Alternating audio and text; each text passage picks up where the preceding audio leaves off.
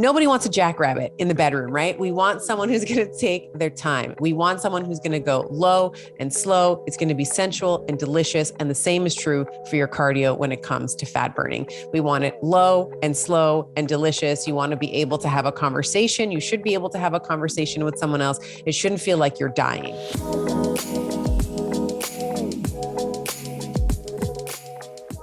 All right. Let's get into it. So I want to talk today about keto-cycling and protein cycling and why this is an important consideration for women. Now, we've been talking all month about how to initiate a weight loss program. I have clear biases around the benefits of a ketogenic diet and why I think that can upregulate mitochondrial efficiency, how it can help to improve appetite regulation, how it can help to lose the weight and keep the weight off, because there's literally no point in losing weight if you're just going to gain it back again. And I wanted to discuss a little bit more specifically this week, the ketogenic diet and women. And I thought we might start off with the thyroid and thyroid function. And we were talking about this a little bit towards the end of last week's Geeky Magic.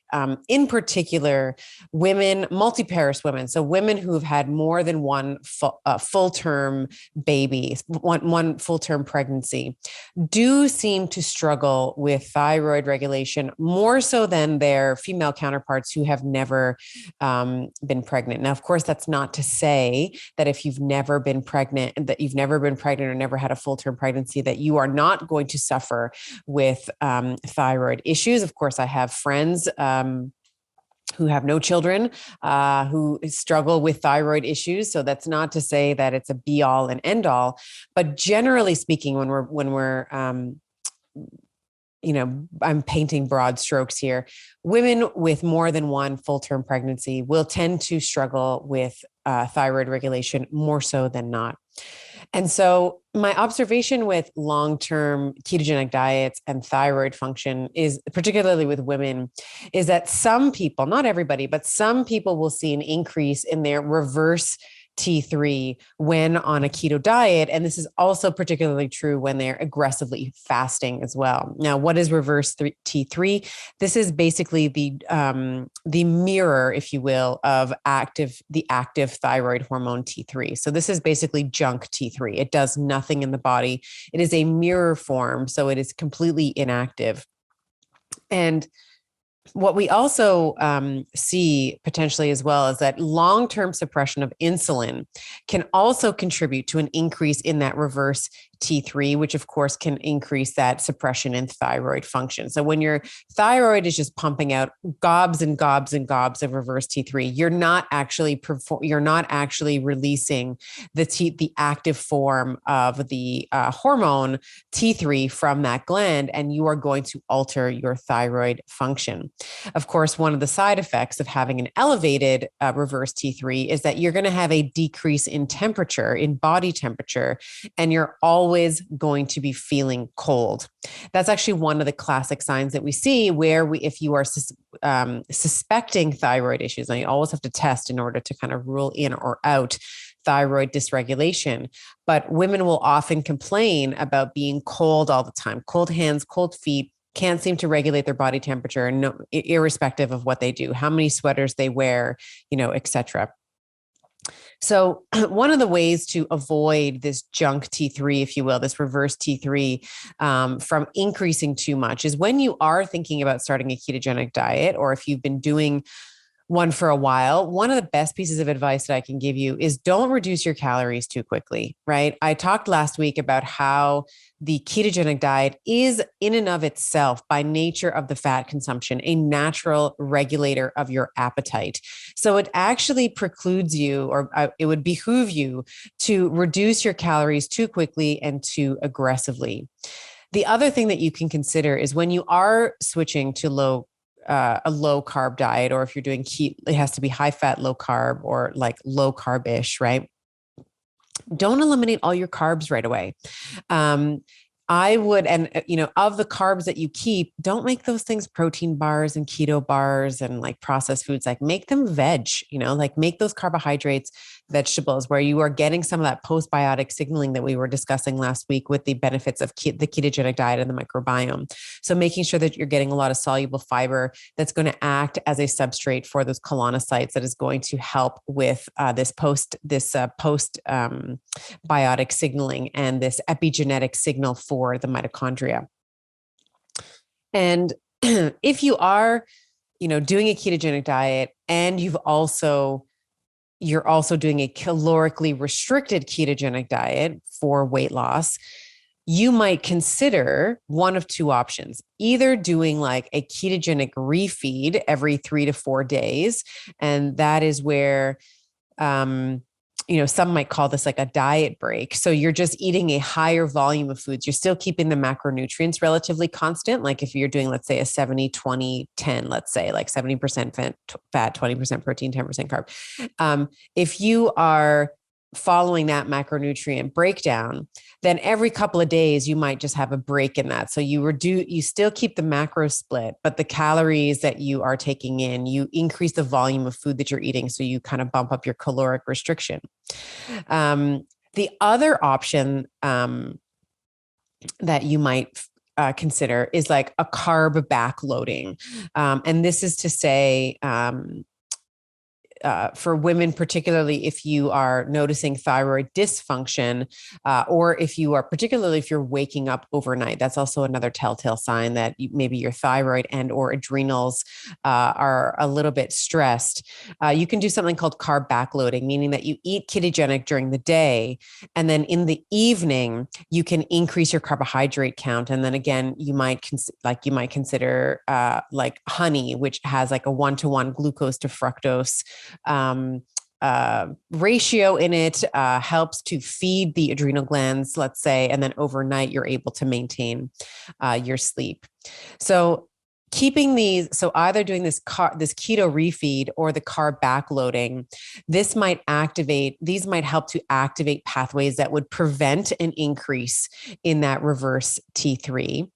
And it can also allow your metabolism to keep kind of cranking, like to keep cranked, and to prevent a slowing of your metabolism, which is commonly seen with long-term caloric restriction. That's like one of the big things that I like to poo-poo all over with like extended caloric restriction, is that everything drops, right? Your digestion slows, your BMR, your basal metabolic rate slows, your ability to shed weight slows as well. So this kind of phasic refeeding, where you're tempering the calories, like every couple of days you're doing a refeed.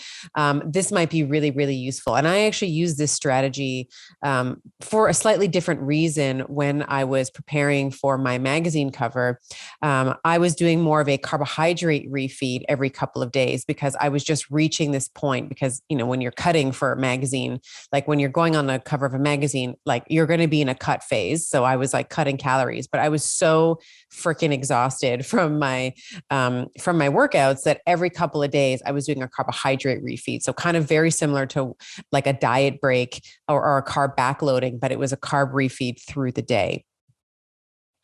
The other thing that you might consider when you're thinking of supporting your thyroid and having a ketogenic diet is also making sure that you're consuming foods that support the thyroid. So things like that are high in iodine and things that are high in selenium. Very, very important. Now, my absolute favorite in the history of ever for both of these things is going to be liver. It is nature's multivitamin. However, I cannot stomach actual liver, like the actual organ. Like I'm going to yak, like I'm not going to be able to do it. So I take desiccated liver. So I use a company called Ancestral Supplements. They're one of the sponsors of the show. And I believe that there's a code that we have free that takes 10% off of your purchase. So I'll have a clickable link in the show notes. I believe it's Tribe 10, if I'm not mistaken, but my producer will make sure that that's in the show adequately.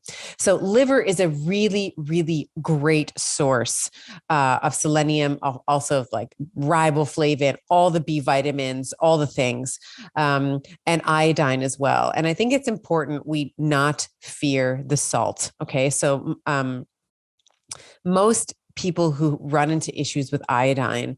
It used to be that they didn't live near the sea, right? So people who were sort of living inland were the people that were running into these, like you'd see these people running around with like kind of goiters, these sort of big lumps, if you will, on their necks. Now, of course, we have iodized salts now. So we add iodine into the salt, but this is where you have to be actually using salt in order to profit from the salt. So liberally salting your meats, liberally salting your foods is important as well. Sardines are a really great sardines are a great source, and so are Brazil nuts of selenium as well. And I would say, I've said this in a previous podcast, I would say that Brazil nuts are like the heavyweight champ of selenium. So, 5 to 6, I think Brazil nuts are going to give you like, more than your RDA of selenium requirements. So you can have it through Brazil nuts, you can have it through organ meats, which is actually my preferred way to do it. And you can have it through fish, like iodine through fish, like sardines, etc. I will also point out that some people with high reverse T3, you will have a high reverse T3 even when you're not calorically restricted, even when you're not cutting calories, which implies that the thyroid issue may have more to do with the suppression of insulin than it does with the restriction of calories. And this is far more common in women than men. And I was talking about this last week when I was saying one of the clinical observations that I had with women who were doing a ketogenic diet for a long period of time became completely insulin insensitive. Now, of course, this could be overcome with a carbohydrate bolus, like we'd give them some carbohydrates and then retest, and it was much better. But women who have been living on a 1,200 calorie diet for decades, who I would classify as having like aggressive fasting practices coupled with like, I'm using air quotes if you're not watching this on YouTube, if you're clean eating, right? Meaning that they're fasting way too long, way too often. Their foods are not salted, which, salt, as I, mentioned, has been one of the things that's been demonized along with estrogen, along with cholesterol, very likely doing 4 or more cardio sessions per week, some type of HIIT training all the time, never engaging in that low intensity, steady state cardio that Dr. Phil Maffetone and I were discussing. Like, if you want to be a fat burner, you need to be increasing the cross-sectional density of your type 1 fibers. You don't do that with HIIT workouts 5 times a week. And actually what you're going to get is you're going to get a belly from it, because what happens is you're always in this hypercortisolemia. Your body thinks that you're always running away from the tiger, the proverbial bear, or whatever.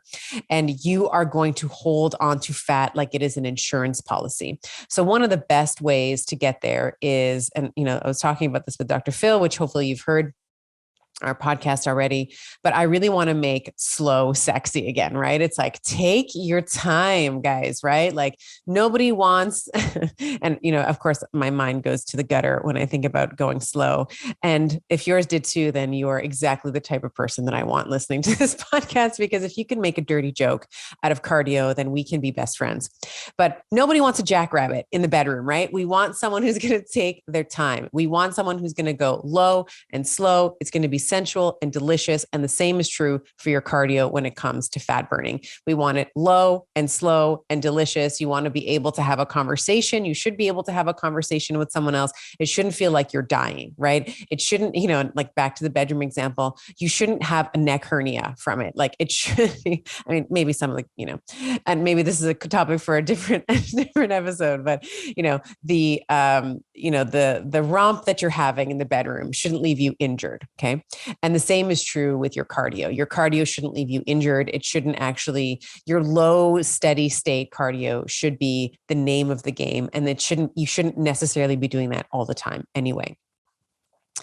I guess I talk about this because it's hard to deconstruct in some of these women what's happening, because some of them are over exercising, or they're calorically restricted, or they're taking intermittent fasting a little bit too far. So I actually like to, instead of doing all of these things continuously, calorically restricting yourself, fasting all the time, over exercising, of course, I like to pulse them. I like them to be in this pulsatile fashion, and your body adapts to the state that you're in all the time. So I believe that it's really important to be using these things intermittently. And of course, if you restore insulin sensitivity, as I mentioned, it's fairly easy for someone who's been doing keto for too long to actually overcome that insulin insensitivity, but you're better able to access and burn fat. And that, of course, becomes a key feature to the longevity and your proclivity to stay with this style of eating over the long term. So how do we overcome this? One is higher carbs. Okay. So not all the time, again, in that pulsatile fashion. But I would say that it's advantageous to keep a base level of carbohydrates in the diet for most women. So many of the women that I work with, again, have developed this like negative association with carbohydrates, this negative association with carbohydrates and metabolism. And, physiologically, their insulin sensitivity is worse than someone who has carbohydrates in the diet. And let me just be the first to say, as someone who lifts weights and trains, this is a big part of how I stay metabolically healthy. One of the things that carbohydrates do is they prevent muscle protein breakdown. They don't stimulate muscle protein synthesis in the same way that a protein bolus might. But what they do is that they prevent the muscle protein breakdown. And this is actually why I often recommend having carbohydrates post workout, because you want to have a protein bolus. So you want to have some protein that's going to stimulate the MPS, the muscle protein synthesis, but you also want to pair that with a carbohydrate, which is going to impair muscle protein breakdown. So you want to be net positive in your ability, in your muscle building efforts. You want to prevent breakdown and stimulate growth. That's what we want with muscles. And for women, this becomes more and more and more important, of course, as we age. Some advantages to keeping some carbohydrates in the diet. I think if you are working out, taking in, at least 50 to 100 grams of carbohydrates per day of slow burning carbohydrates is enough to aid in repair and prevent that muscle protein breakdown that I was just referring to. And this is particularly true if you're working out. Your muscles need those carbohydrates to prevent that. It's also going to prevent you from, for my nerds that are listening, it's going to keep you from preventing the pyruvate dehydrogenase complex.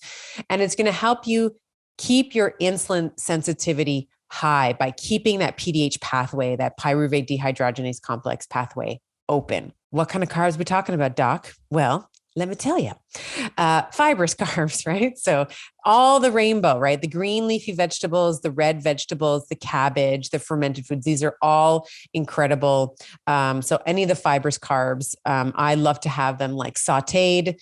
I like kale. I like spinach. I love broccoli seeds. And yes, I'm aware of some of the comments around oxalates and these goitrogens, but the super physiological, like the amount of broccoli that you would need to consume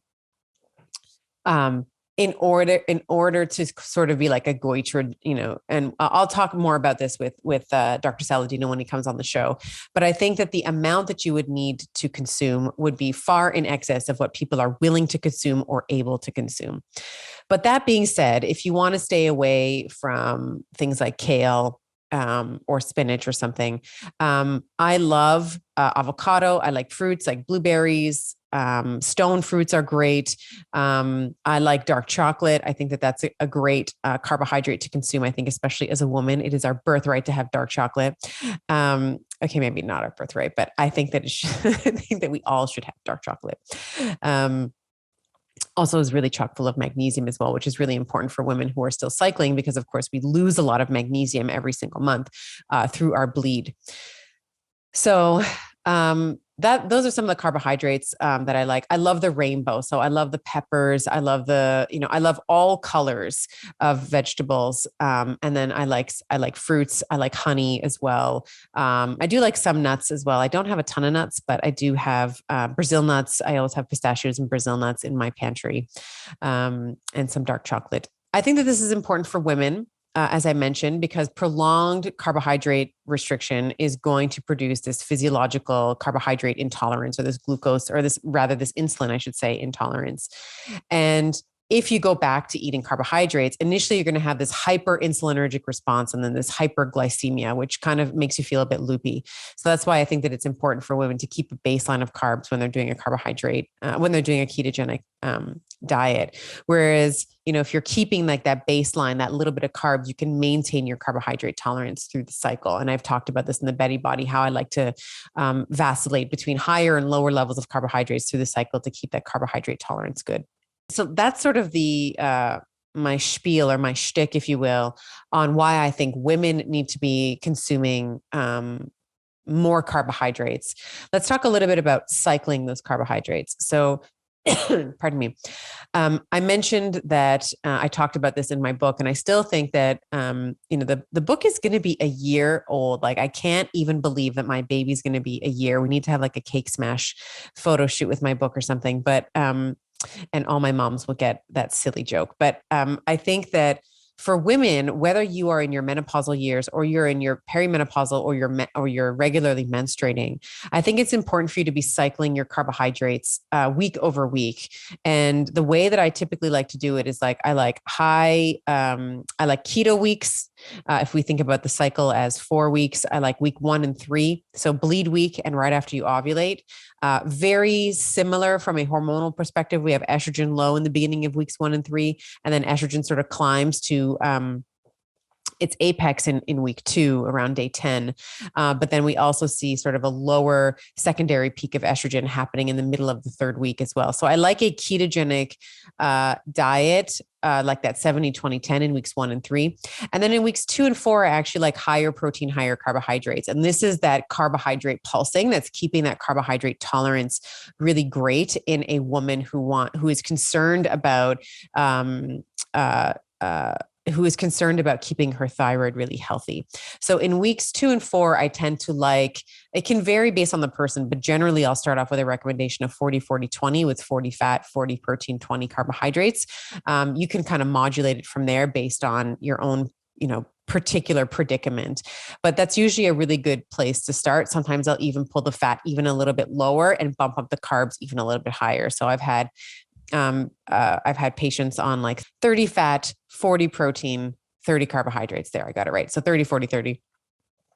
I've done that as well when I'm trying to dose a higher, particularly if she's lifting really heavy, right? We want to, and that's very true. If you're following the Estima method, the Estima protocol, you would be lifting very heavy in week 2 anyway, because you're trying to coincide with that testosterone peak that we have in our cycle. You're trying to profit off of that by lifting really heavy as well.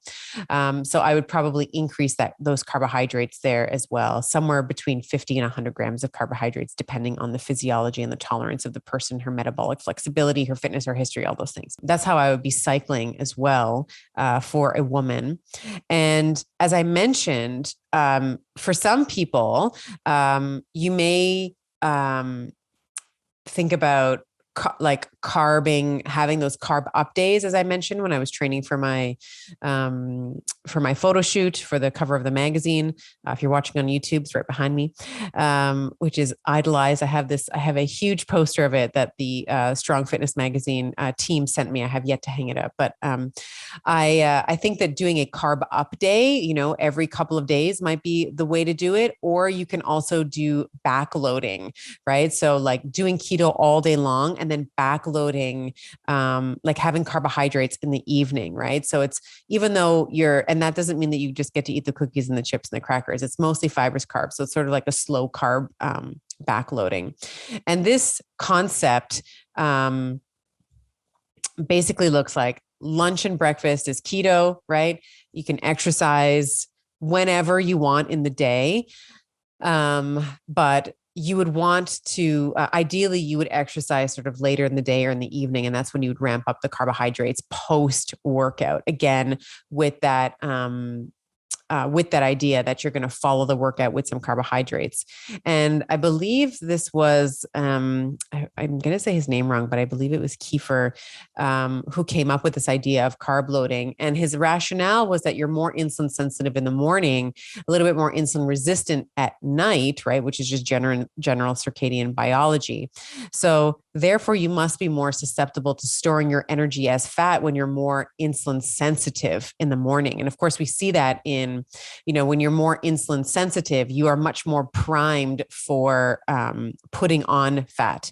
So you basically ride out the overnight fast, which increases fat oxidation. If you're using the lumen and you're blowing into that lumen in the morning, you're burning mainly carbs, like a 1 or a 2 on the lumen. And we'll have a link for the lumen in the show notes as well.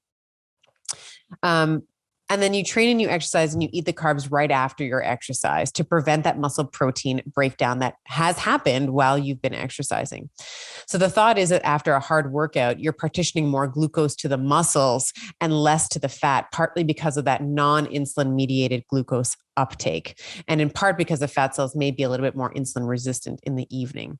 So that's like one way that you can do it. That doesn't really work for me because I work out in the morning. So I like to follow I actually do that principle, but I have a phasic shift. So it's earlier in the day. So I will eat, I will work out fasted and then follow my workout with protein and carbohydrates. And then I'll cut my food off. Like I usually stop eating around 4 o'clock or 5 o'clock because I'm, because I'm acting like my grandmother. I don't know. Like I have the senior special, like eating at 4 o'clock, finishing off my food by 4 seems to really help my sleep. So that's just what works.